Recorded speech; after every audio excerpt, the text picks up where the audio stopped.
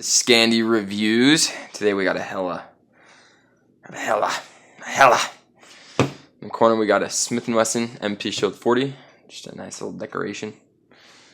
I wasn't going to check it, but I'll check it for you. See? Nice and empty. Nothing in there. Yoo-hoo. No mag. It's all good. Let's see if I can get this. It's kind of hard. Boom. There we go. I like scratches my thumb every time. Probably because I'm a pansy, but whatever. Alright. Helle Eggen. Beautiful knife. It's got a curly birch wood handle. Very beautiful. Now, I picked up a number of their different knives. Decided to go with this one strictly because it felt best in hand. This one fits me perfect. If you're going to pick up a Helle, I would recommend going, I don't know, Cabela's, Sportsman's, find somewhere that's going to have a couple different ones that you can pick up and fill. That way you can get the one that fits you the best. That way you can get the most for your money and be happier than you would be otherwise. Now, when I got this knife, it was nice and shiny, I promise. Came out looking good. As you can see, I've put a number of scratches in it. I'm not the best at sharpening. I can get my knives extremely sharp. I'm just not all that careful doing it. Scratched up quite a bit. Alright, so Helle, it's a company out of Norway. If you've never heard of them, they're pretty sweet. They got some awesome YouTube videos. Check them out. They kind of show how they make their knives, show their factory a little bit. I would definitely check that out. Kind of a fun watch. But after you watch this full video, do not do that right now. Not until this is over.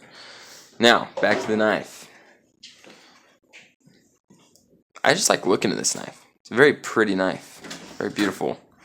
But don't let that deceive you. It is extremely sharp. Very sharp. Out of the box, cutting hangers. Comes with this fancy little sheath. It's not like anything special necessarily, but it works really well. Got some nicks and stuff on there from, with the blade, trying to reholster it. But it works really well, stays on my side, comfortable. Haven't had any issues with it.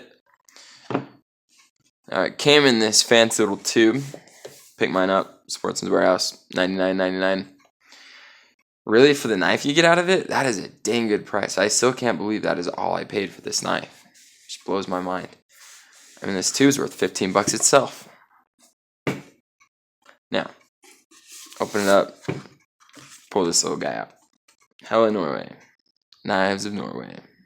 Made in Norway. It says Norway 3 times on there. Alright. Well, you open it up. They thank you for buying it, which is nice of them. Just got some pictures.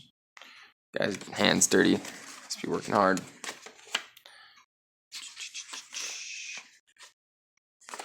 Now there's the Helle still. We'll come back to that. Just kind of break down on what they got going.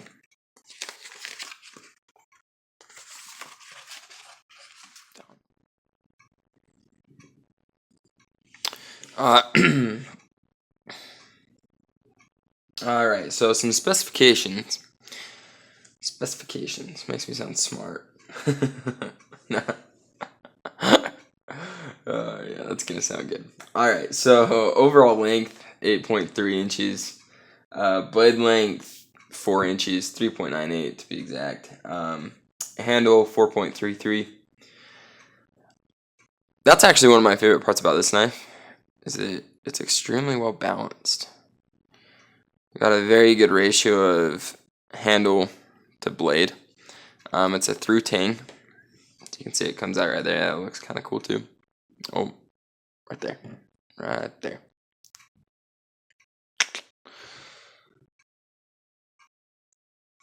Let's see. 4 ounces. Crazy light. I forget I'm wearing it. Forgot to mention that earlier. The sheath is so light as well that I just forget it's even there till I need it, which is what I want. So works out pretty good that way. Obviously, Scandi grind, my favorite grind. I feel like I can get it the sharpest. I like it. Everybody has their own opinion, but works well for me. It's got that triple laminate. laminated. Let's see. It's got the softer 18/8 protective steel on the outsides, high alloy hard edge steel in the middle. That way it can get super sharp, but it's still pretty strong. Now, that is one of my gripes about this, is that there is no bend in this blade. So, I mean, it would be more prone to breaking than some other stills, but I haven't had any issues. I think it's plenty strong. Does really well. I wouldn't go bushwhacking or anything like that. I mean, I wouldn't try to, I don't know, cut down a tree or anything with it. But, I mean, it could probably do it, but I don't want to risk it. You can. Let me know how it goes.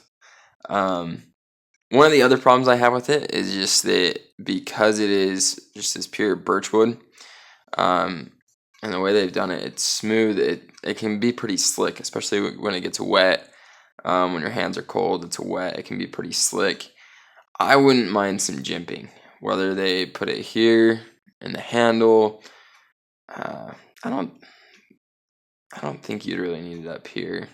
I mean, for me at least, I hold it more back here. Works well. But just a little something would be nice, as long as it's sharp. I mean, decorative is not needed. It looks plenty fine without it. One of the other problems I have with some of the other Helle knives that I would look out for is, especially me, I love hunting.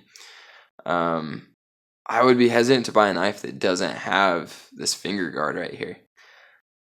I mean, one of the worst things that I could imagine happening while cleaning an animal, cleaning a deer or whatever, would be for my hand to slip up and just slice right open. And, you know, with blood getting on there and stuff, it's going to get pretty slick. I did take that buck this year, and this knife did awesome. But I would say that without that finger guard, it could have gotten kind of interesting, so I'm glad that was there. But the knife did awesome, handled well, cleaned the whole thing, well, quartered it, got it out, deboned it, all without sharpening, did awesome. Also, a while ago, I carved a sword for my nephew. It was like 3.5 feet long, something like that. Probably exaggerating, but I don't mind making myself sound a little better than I am. But it did awesome. I mean, it carved the whole sword, and then afterwards, it was still razor sharp, shaven hairs. I have shaved part of my face a couple of times with this. I haven't done a full shave. That might be a video for another day. We'll compare different knives and their shaving capabilities, but we'll see. Other than that, I can't think of really any problems I have with this knife other than the high alloy still in the middle. And I've read other people talking about this as well, as it can be prone to some chipping just right along the edge. And I do have one spot that was completely my fault here up at the tip where it hit a rock. But I do feel like another knife, whether it's a different steel or maybe just hardened a little bit different, might not have chipped. And it did take a little bit of work to get it out. There's still a little bit there, but not too bad. Overall, awesome knife. Very, very few problems with it. I would certainly recommend it. I was trying to think of knives that I would recommend other than this knife, or that I would compare it to. And right there at that $100 mark, I couldn't really think of any. Now, once you start getting up a little higher, there's plenty of knives. Once you hit the $150, $200, it's a whole nother ballgame. Ones that I would recommend that I hope to check out in the future would be the Benchmade Saddle Mountain Skinner. Is an awesome knives. Puma's got a bunch of awesome knives out there. I do like this still on this quite a bit more though. You might be able to find something a little cheaper, but the other one would be Knives of Alaska that I would consider checking out. Definitely the Elk Hunter. Might go for over this, but just at that price point, that $100 mark, none of those even come close to beating this. So, I mean, if you've got all the money in the world, buy all of them and let us know what you think. But for my recommendation, I would recommend going with this over anything else I've seen yet. So, thanks for watching, and have a good one.